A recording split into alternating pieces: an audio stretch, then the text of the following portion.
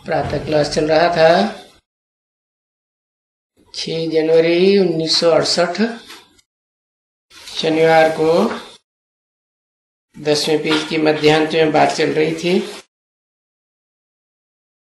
तुम बच्चे कीड़े मकोड़े जैसे जीवन को त्याग कर ब्राह्मण बनते हो, ब्राह्मण से देवता बनते हो तो कितना नशा होना चाहिए, बहुत खुश होना चाहिए। अभी देखो ये बाबा को तो कितना संभालना करना होता है, ये सभी देखना होता है, चिट्ठी चपाठी फलाना लिखना करना। ये बाबा तो खुद समझते हैं ना, क्योंकि ये तो मनुष्य है ना, कोई भगवान तो नहीं है ना। है भगवान तो कोई अपन को कह भी नहीं सकता है, न अभी न कभी न भविष्य में। क्यों? बाप क्या कहते हैं, जो अपन को भगवान समझते हैं वो क्या है, या कहते हैं शिवो हम क्या है, हिरण्याकश्यप हैं।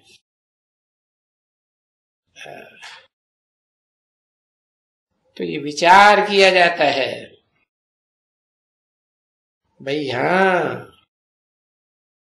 अभी हम ये कीड़े मकोड़ों जैसा शरीर छोड़ करके हम ये देवताएं बनेंगे, और ये तो हो गए हैं ना, क्योंकि एक को तो पक्का निश्चय है ना। किस बात का है, किस बात का पक्का निश्चय है कि ये जो नारायण है या लक्ष्मी नारायण है वो एक युगल तो पक्का है, कि कच्चा निश्चय है, पक्का निश्चय है। वैसे ही चलो, मम्मा को भी यही था, जरूर यही था। अब क्या बात हो गई है? बीच में हो कैंसर के रूप में माया आई और निश्चय छूट गया। तो दिन प्रतिदिन नॉलेज अच्छी बच्ची बढ़ती जाती है ना, तो जब आते हैं तो फिर भी यहां आकर के अपने एम ऑब्जेक्ट को तो पहले देखना चाहिए ना, कि यहां इस स्कूल में आने का हमारा एम ऑब्जेक्ट क्या है। क्योंकि यहां तो स्कूल में पढ़ाने वाला कोई देहधारी टीचर तो है नहीं, उस दुनिया में तो वो देहधारी टीचर बैठते हैं पढ़ाने के लिए, जिनकी बुद्धि कहां धरी रहती है, देह में धरी रहती है। तो देहधारी हुए ना। तो देखो ये आत्मा ही प्योर प्योर बन करके ये है लक्ष्मी नारायण बनती है। बहुत वंडरफुल बात है। तो इनको ही चिंतन करने से खुशी, बहुत खुशी होगी। किनको है, किनको चिंतन करने से, इन लक्ष्मी नारायण का चिंतन कर। पहले भी बताया ना, क्या सबसे अच्छा पुरुषार्थ है नारायण को याद करना। तो देखो जो अंदर ही खुशी होती है ना, उसको बाहर से क्या दिखलावे। बच्चे बरोबर जानते हैं कि हम नारायण नारायणी बनते हैं,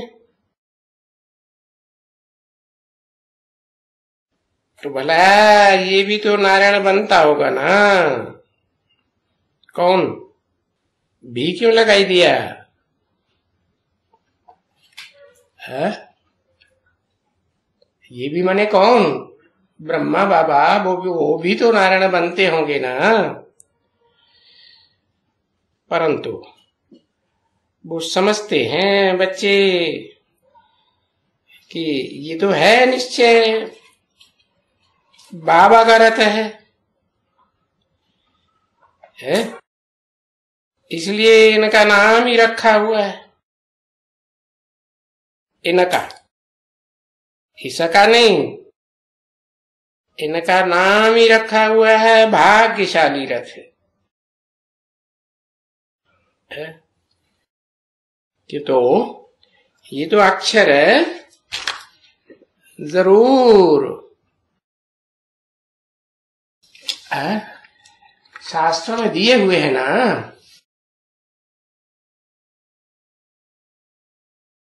तो देखो ब्रह्मा, डायरेक्ट ब्रह्मा वल्द तो तुम हो गए ना पोत्रे,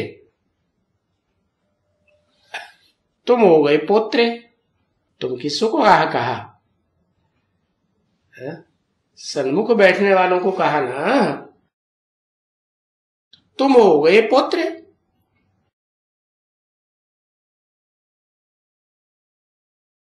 बंद हो गया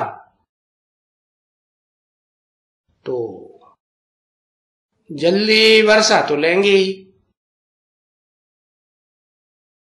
नहीं लेंगे? इसलिए तो इनका साथ बाबा कितना समझाते हैं। वो जो कहते हैं ना भाई, नेहरू से फलाना फलाना निकला,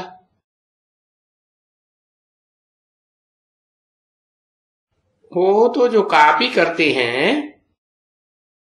शास्त्रों की बातों का, उनको कुछ मालूम थोड़ी है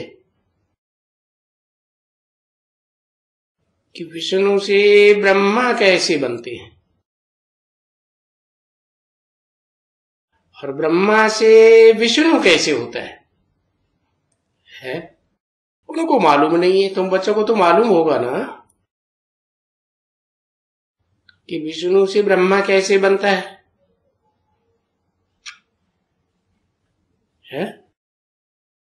ये तो वंडरफुल बातें हैं जो तुम सुनते हो और धारण करनी चाहिए, दूसरों को भी सुनानी चाहिए। यज्ञ आरंभ होता है, रुद्र ज्ञान यज्ञ है, तो विष्णु से ब्रह्मा। कौन विष्णु? विष्णु किसे कहा जाता है?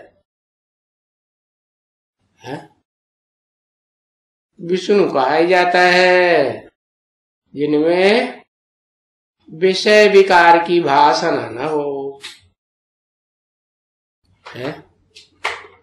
तो यज्ञ के आदि में कोई विष्णु का पार्ट था है? अरे कोई माता पिता थे? कहेंगे हाँ है। कौन थे? कौन थे? भागीदार, हाँ, और उसकी युगल, माना मिलकर के रहते थे कि भागीदार जोर जबरदस्ती कुछ करता था? नहीं भाई, मिलकर के रहते थे। तो विष्णु की नाभि से ब्रह्मा निकला, तो कौन निकला? पति पत्नी तो आदि के जन्म में विष्णु रूप थे, सृष्टि के आदि में, तो अंत में भी विष्णु रूप थे। स्वभाव संस्कार मिलकर चल रहे थे कि आपस में लड़ते झगड़ते थे? नहीं लड़ते झगड़ते थे। तो उनकी नाभि से ब्रह्मा निकला, ये बात कैसे साबित होगी? नाभि किसे कहा जाता है? नाभि में नाड़ियां सारे शरीर की आकर के इकट्ठी होती है। खराब खून बहाने वाली भी आती है और गोरा खून बहाने वाली भी आती है? और दोनों का मेल होता है। तो उन नाड़ियां कहो या भारत में नदियां भी तो कहते हैं, वो भी तो बहती हैं। नाड़ियों में खून बहता है? जैसे यमुना नदी है तो कैसा जल बहता है? गंदा जल, काला जल बहता है या गंगा की तरह श्वेत जल बहता है? काला। तो ये भी विष्णु की नाभि में 2 प्रकार की नाड़ियां हैं। कौन कौन? काला खून बहाने वाली की मुखिया हो गई महाकाली, और गोरा खून बहाने वाली की मुखिया हो गई गौरी। गौरी पार्वती को कहा जाता है ना। हाँ, तो दोनों मिलकर के नाभि में एक हो जाते हैं कि अलग अलग रहते हैं? कि झगड़ते हैं? हाँ, एक हो जाते हैं। तो देखो दिखाया है, ब्रह्मा से विष्णु निकला, तो ब्रह्मा कौन हुआ? बड़ी मां के रूप में है। यज्ञ के आदि में जैसे परिवार में छोटी मां भी होती है और बड़ी मां भी होती है, तो ज्यादा बोल बोल कौन करती है? सासू मां ज्यादा बोल बोल करती है कि छोटी मां ज्यादा बोल बोल करती है? सासू मां ज्यादा बोल बोल करती है। तो उनमें एक बड़ बोली, तो जो बड़ बोली थी उसी को कहेंगे ब्रह्मा। क्या? सुनना और बोलना, सुनाना। तो अब जो कम बोलेगा वो ज्यादा समझेगा, या ज्यादा बोलता होगा वो ज्यादा समझेगा? है? तो देखो, तो दूसरी माता थी यज्ञ के आदि में है, वो ब्रह्मा का पार्टधारी हुई या न हुई? ब्रह्मा माने बड़ी ते बड़ी मां। बड़े ते बड़ी मां का मतलब यह है जो षष्ठी रूपी रंगमंच पर बड़े ते बड़ा पार्ट बजाने वाला हो, उसकी भी मां। तो कौन कौन बड़े ते बड़ा पार्ट बजाने वाला? बड़े ते बड़ा पार्ट बजाने वाला विश्व का बादशाह, हीरो पार्टधारी। हाँ, उसको कहते ही है चोटी का ब्राह्मण। तो किससे पैदा हुआ? अरे ब्रह्मा के मुख से पैदा होकर के ही तो ब्राह्मण बनता है चोटी का। तो किससे पैदा हुआ है? हाँ, अब उसे जगदम्बा कहो या ब्रह्मा कहो, बात तो एक ही है ना। सारे जगत की अम्बा और या बड़े ते बड़ी अम्बा। तो उस ब्रह्मा से फिर विष्णु कैसे होता है?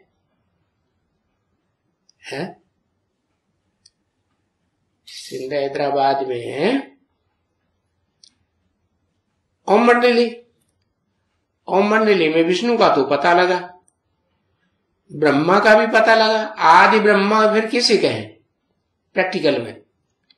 शरीर के साथ। मना शरीर पुरुष चोला है तो अम्मा थोड़े ही कहेंगे प्रैक्टिकल में। स्त्री चोला हो तो मां कहें। तो चोटी का ब्राह्मण जिसके मुख से सुन करके सुनता है सिर्फ उसकी बात है और सुनाती है वो। तो जो सुनाती है वो सुन करके सुनाती है या कुछ समझ करके सुनाती है? सुन करके सुनाती है। ब्रह्मा बाबा के जो साक्षात्कार सुने वो सुन करके सुनाई दिया। तो ब्रह्मा से विष्णु कैसे बनता है? वहीं बनता है ओम मंडली में या जब ओम मंडली की दूसरी संस्था शुरू होती है 1947 में, जिसे ब्रह्मा कुमारी विद्यालय कहा जाता है, तो वहां ब्रह्मा से विष्णु कैसे बना?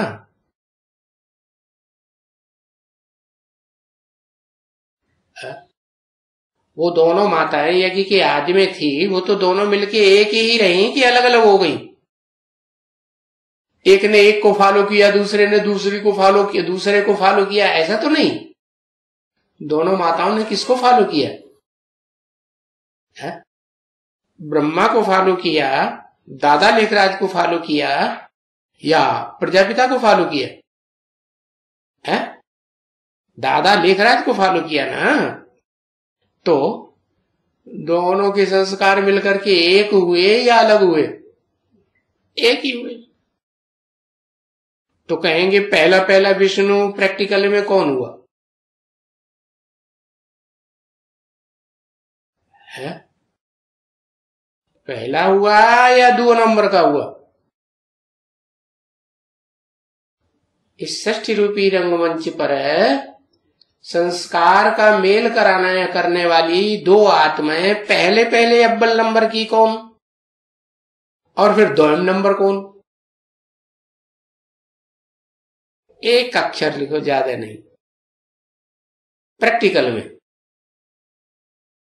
प्रैक्टिकल में आदि लक्ष्मी आदि नारायण।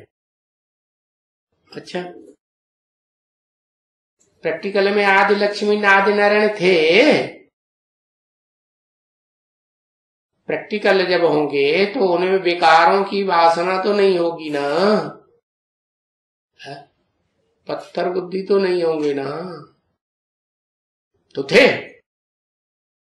है? नहीं कहेंगे। तो इसका मतलब ये हुआ, अव्वल नंबर विष्णु अगर किन्हीं आत्माओं को कहें तो वो तो एक पुरुष चाहिए, एक स्त्री चाहिए, है? यज्ञ के आदि में जब ईस्टर्न जोन से शिव बाप ने प्रवेश किया तो उस समय कहेंगे कि शिव बाप तो पुरुष है या स्त्री है? पुरुष है। और जिसमें प्रवेश किया वो प्रकृति का पुतला है या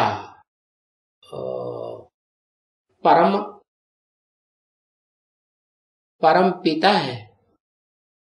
क्या है जिसमें प्रवेश किया पहले पहले? प्रकृति का पुतला है ना, तो स्त्री हुई या पुरुष हुआ? प्रकृति और प्रकृतिपति। प्रकृति 5 तत्वों का पुतला। 5 तत्वों का पुतला माने पृथ्वी, जल, वायु, अग्नि, आकाश। ये जड़त्वमयी बुद्धि वाले हैं या इनमें चैतन्यता होती है? बुद्धि चैतन्य होती है, चित्त शक्ति परिपक्व होती है? नहीं होती। तो जिस मुकर्रर रथ में प्रवेश किया वो पत्थर बुद्धि बन गया था आखिरी जन्म में, या पारस बुद्धि बना? पत्थर बुद्धि हुआ ना, तो प्रकृति का पुतला हुआ ना। प्रकृति का पुतला हुआ तो स्त्री रूपणी हुई है या प्रकृतिपति गए? एक प्रवेश करने वाला और एक वो आत्मा जिसमें प्रवेश किया मुकर्रर रथ में। तो दोनों में पुरुष कौन और स्त्री कौन? शिव को कहेंगे पुरुष, है? परम पुरुष। उससे बड़ा पुरुष आत्मा, पावरफुल सर्वशक्तिवान कोई आत्मा होती नहीं। और दूसरी आत्मा पुरुष अगर कहें कि आत्मा है तो परम पुरुष तो नहीं कहेंगे। हाँ, आत्मा है, लेकिन वो आत्मा पत्थर बुद्धि हो जाती है अंतिम जन्म में, या चित्त शक्ति कहें, चैतन्य बुद्धि वाली, क्या कहें? है? अगर चैतन्य है तो अपन को जैसे दुनिया के धर्म गुरुओं ने, धर्म पिताओं ने, विद्वान पंडित आचार्यों ने, ऋषि मुनियों ने समझ लिया शिवो हम आत्मा सो परमात्मा, तो उसी को फॉलो किया या नहीं किया? तो सच्चाई को पकड़ा या झूठ को पकड़ लिया? जड़त्वमयी बुद्धि हुई या चैतन्य बुद्धि हुई? क्या कहें प्रजापिता को? बुद्धि जड़त्वमयी हुई ना, और जड़त्वमयी बुद्धि हुई तो स्त्री चोला हुआ। बल चोले से पुरुष है तो भी उसमें स्वभाव संस्कार जो है परम पुरुष के हैं या परम स्त्री के हैं? परम स्त्री के, क्योंकि बाप आते ही है परम ब्रह्मा में। परम पिता है शिव, तो उसे क्या चाहिए? परम माता चाहिए ना। हाँ, तो वो हो गई परम माता। कौन? प्रजापिता वाली आत्मा। 500-700 करोड़ मनुष्यों का जो पिता कहा जाता है वो पत्थर बुद्धि होने के कारण है स्त्री चोला का जैसे पार्ट बजाने वाला अव्वल नंबर पार्टधारी हुआ सच्ची रूपी रंग। और जो स्त्री चोले का पार्ट बजाने वाली आत्माएं होती हैं उनकी खासियत क्या होती है पता है? भूल गए? हाँ? भारतवासियों ने सुनी सुनाई बातों से दुर्गति पाई, तो अव्वल नंबर दुर्गति पाने वाला कौन हुआ? कौन सी आत्मा? परमपिता शिव, या परमपिता शिव ने जिसमें प्रवेश किया वो अव्वल नंबर सुनी सुनाई बातों पर विश्वास करने वाला हुआ। परम ब्रह्म कौन हुआ? बड़े ते बड़ी अम्मा, जिससे संसार में बड़े ते बड़ी अम्मा सहनशीलता वाली कोई हो ही नहीं सकती। क्या ब्रह्मा को कितने मुख कितने मुख दिखाते हैं? ब्रह्मा को 5 मुख दिखाते हैं। उनमें 4 मुख जो हैं वो तो शास्त्रकारों ने दिखाए हुए हैं, और 5वां मुख दिखाते हैं क्या? 5वां मुख दिखाते नहीं, कहते वो तो काट दिया। अरे काट नहीं दिया है। शिव बाप जब प्रवेश करते हैं तो वो जो शरीर है ना उसको फुल कंट्रोल में अपने कर लेते हैं। जो 5 तत्वों का बना हुआ शरीर है ना प्रजापिता का, उसको अपने कंट्रोल में कर लेते हैं या कंट्रोल से बाहर है, फुल कंट्रोल में कर लेते हैं। हम बच्चों को भी यही समझ बाप ने समझाया क्या? अरे अपनी स्त्री को तो अपनी मुट्ठी में रखना चाहिए ना, कंट्रोल में रखना चाहिए ना, कि नहीं रखना चाहिए? है, रखना चाहिए। तो बाप ये बात पहले, सुप्रीम सोल ये बात पहले पक्की करते हैं कि मैं जिस मुकर्रर रथ में आता हूं उसको फुल कंट्रोल से चलाता। अगर उससे कोई उल्टा पलटा काम हो भी जाए तो भी क्या कहते हैं? मैं उस रथ के द्वारा किए हुए उल्टे पलटे काम को भी, वाचा को भी क्या कर दूंगा? अच्छा बना दूंगा। तो देखो वो मुकर्रर शरीरधारी की आत्मा के संस्कार और शिव के संस्कार मिलकर के एक हुए या अलग अलग कहेंगे? रिजल्ट क्या कहेंगे? एक संस्कार है। तो ये वंडरफुल बातें हैं जो तुम सुनते हो, और इन ज्ञान की बातों को धारण करना चाहिए। है क्या कि एक ही माता और एक ही शरीरधारी पिता है, उसमें 2 आत्माएं काम करती है। एक माता के रूप में, कंट्रोल होने वाले के रूप में, और दूसरी कंट्रोल करने वाला पति के रूप में। तो ये बातें खुद धारण करो और दूसरों को भी सुनाओ। क्या कि जो मंदिरों में जाते हो, शिवलिंग देखते हो शिव के मंदिर में और कहते हो तुम मात पिता हम बालक तेरे, तो एक शिव के लिए कहते हो या मंदिर में आसपास बैठे हुए जितने भी देवताएं हैं उनके लिए कहते हो? शिव के लिए कहते हो। तो वो शिवलिंग है तो एक ही, लिंग माने शरीर। क्या? कौन सा शरीर? वही पत्थर बुद्धि शरीर जिसकी बिगाड़ पत्थर का लिंग बनाते हैं कलयुग के अंत में। कोई भी मंदिर में चले जाओ, क्या बनाते हैं? पत्थर का लिंग रखा हुआ है ना। हाँ, जैसे कृष्ण के मंदिर में चले जाओ तो बच्चे का रूप में कृष्ण बच्चा दिखाया हुआ है। इसका मतलब सृष्टि का पहला बच्चा है वो। और जो शिवलिंग है माने शिव तो निराकार है, उसको लिंग तो नहीं है ना अपना। तो वो जिस मुकर्रर रथ में प्रवेश करता है उसके द्वारा लिंग के रूप में ऐसा पार्ट बजाता है कि दुनिया में कोई को निश्चय ना हो तो भी निश्चय हो जाए। किस बात पर? अरे भाई इतना पावरफुल है, इंद्रियों से पार्ट बजाने वाला तो कोई संसार में न हुआ और न देखा और न होगा। कैसा पावरफुल? 16,000 कन्याओं माताओं के साथ है, कैसा पार्ट बजाने वाला जो शास्त्रों में प्रसिद्ध है। क्या 16,000 गोपियां भगवान के पीछे फिदा थी। गलती क्या कर दी शास्त्रों में? सिर्फ ये गलती कर दी कि कृष्ण को, जो 16 कला संपूर्ण कलाओं में बंधा हुआ कृष्ण है, ज्ञान चंद्रमा ब्रह्मा वाली आत्मा समझो, तो उसका नाम डाल दिया। वास्तव में शिव तो ज्ञान सूर्य है असली, सदा डिटैच रहने वाला है। तो इस सृष्टि पर आएगा तो कैसी आत्माओं का संगठन तैयार करेगा? सबसे पहले है, अगर अटैच्ड होने वाली आत्माएं हैं इस संसार में, सबसे जास्ती अटैच्ड दिखाई पड़ती हैं, तो भी उनको क्या बना के जाएगा? डिटैच बना के जाएगा या अटैच बना के जाएगा? डिटैच करके जाएगा। तो देखो ये तो समझा जाता है बच्चे कि भाई बादशाही कैसे स्थापन होती है?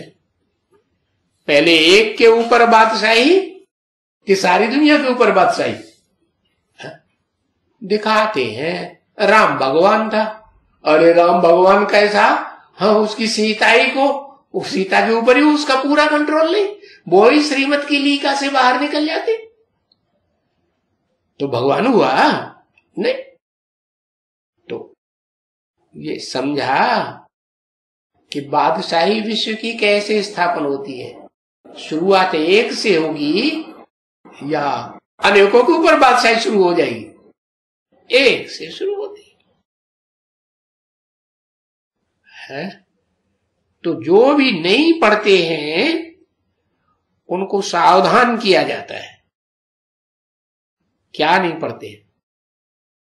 ये ज्ञान की बातें हैं। क्या कि सृष्टि रूपी रंगमंच पर आपस में संस्कार मिलाने का काम पहले पहले किन आत्माओं ने किया? अब लिखो दोनों का नाम एक एक अक्षर में।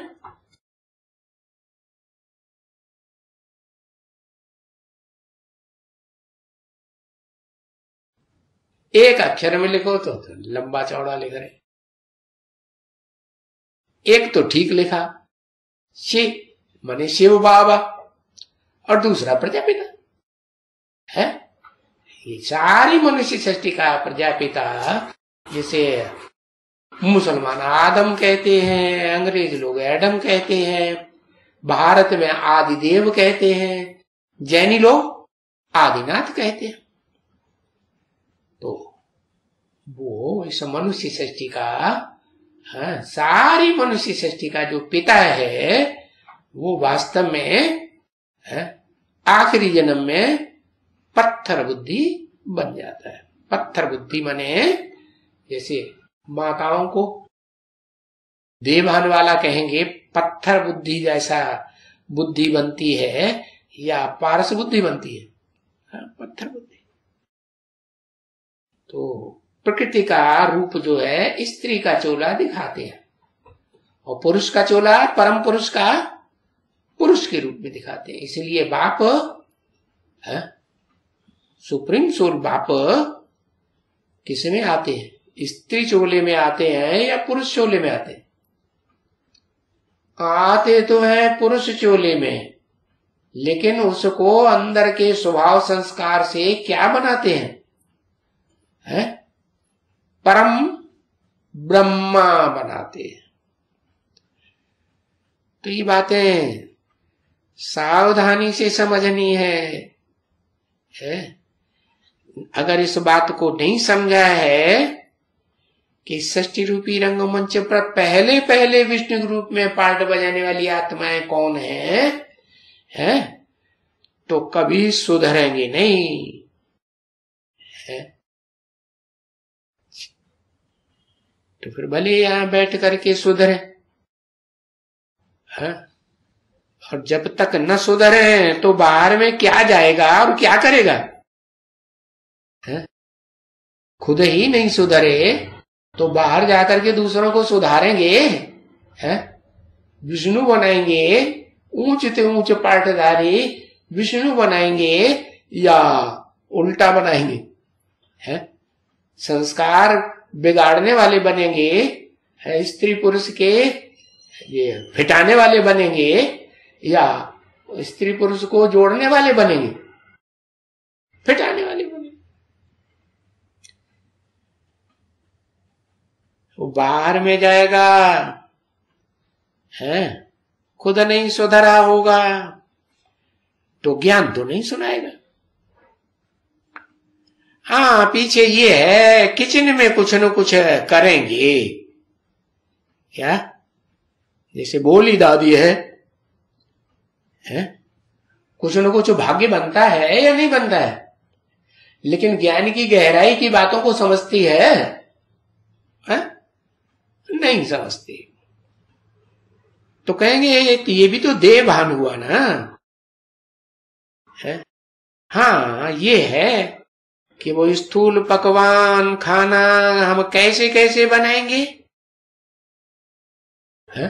ये करेंगे वो करेंगे, उन स्थूल पदार्थों में बुद्धि लगेगी है?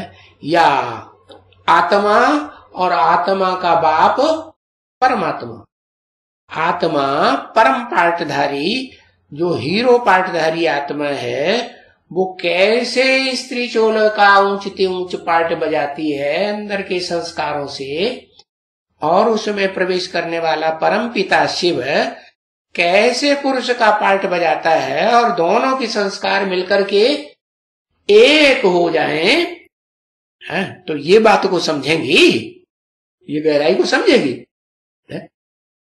अरे गहरे गहरे पॉइंट्स जो हैं पढ़ाई के, वो ऊंची क्लास में पढ़ाए जाते हैं या प्राइमरी स्कूल में पढ़ाए जाते हैं? ऊंचे क्लास में पढ़ाए जाते हैं। तो देखो ये सब बातें बात मत पूछो एकदम। अभी तुम तो जानते हो कि हम क्या से क्या बनते हैं। देखो क्या बनते हैं हाँ, और वो बेचारे क्या बनेंगे है? क्या बनेंगे? अगर इस ऊंचते ऊंच राज को नहीं जाना तो प्रजा बनेगी या राजा बनेंगे है? हाँ, प्रजा ही बनेगी। और प्रजा भी ऐसी ऐसी बनती रहेगी नंबरवार, सब प्रकार की, फर्स्ट क्लास प्रजा, सेकंड क्लास प्रजा, थर्ड क्लास प्रजा, फोर्थ क्लास प्रजा। तो यहां देखो है, फर्स्ट क्लास से लेके फोर्थ क्लास प्रजा के ऊपर तक बादशाही प्राप्त करने वालों का संगठन तैयार माला के रूप में हो रहा है या नहीं हो रहा है? हो रहा है। ये विश्व की बादशाही स्थापन हो रही है, तो कहेंगे ना बादशाही। और फिर ऐसे भी नहीं कि एक जन्म की बादशाही, नहीं, फिर तो पुत्र पौत्र है, प्रपौत्र तरपौत्र, ये डायनेस्टी चलेगी ना राजा की। हाँ, तो ये डायनेस्टी स्थापन हो रही है? और डायनेस्टी में तो राजा रानी वगैरह वगैरह सब होंगे। हाँ, उसमें बिल्कुल गरीब भी होंगे।